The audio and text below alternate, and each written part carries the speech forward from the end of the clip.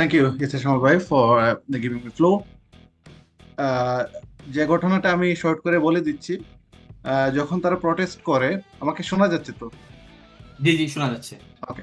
যখন তারা প্রটেস্ট আয়োজন করে, করার পরপরই যেটা হয় যে যখন থিনাডো আহ, পুলিশ কর্তৃপক্ষ তাদের যে শ্রমিকরা ছিলেন তাদের সাথে এখান থেকে 3জন শ্রমিককে অ্যারেস্ট করে নিয়ে যায় এই প্রটেস্টে অংশগ্রহণ করার কারণে।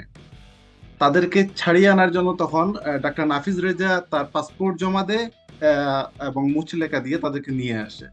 কিন্তু পরবর্তীতে ওদের স্থানীয় যে গণমাধ্যমগুলো এবং বাংলাদেশের কিছু গণমাধ্যমেও চলে আসে যে মালদ্বীপ গভর্নমেন্ট চেষ্টা করতেছে এই টোটাল যে ম্যান পাওয়ার 100 জন সবাইকে অ্যারেস্ট করে ডিপোর্ট করার জন্য।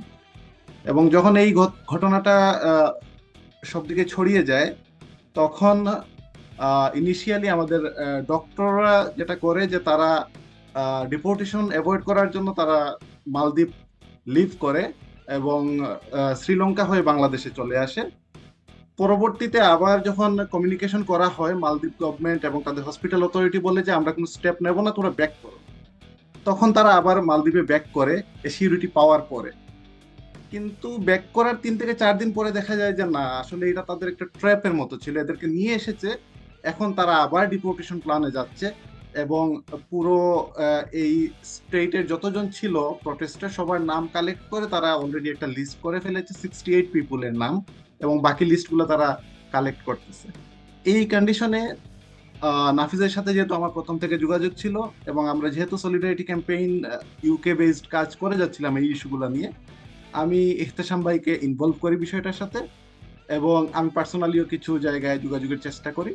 এবং এরপর থেকেই বেসিক্যালি ইহতেশাম ভাই এবং আমরা কয়েক দফা মিটিং করি এই বিষয়টা নিয়ে, ডক্টরস এবং যারা এখানে শ্রমিক ছিলেন সবাই মিলে।